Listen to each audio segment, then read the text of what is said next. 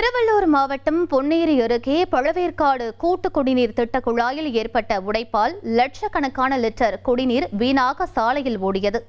பிரளயம்பாக்கம் பகுதியில் குழாய் இணைப்பில் ஏற்பட்ட உடைப்பால் தண்ணீர் பீரிட்டு வெளியேறி வருகிறது. அது தொடர்பான காட்சிகளை பார்க்கலாம்.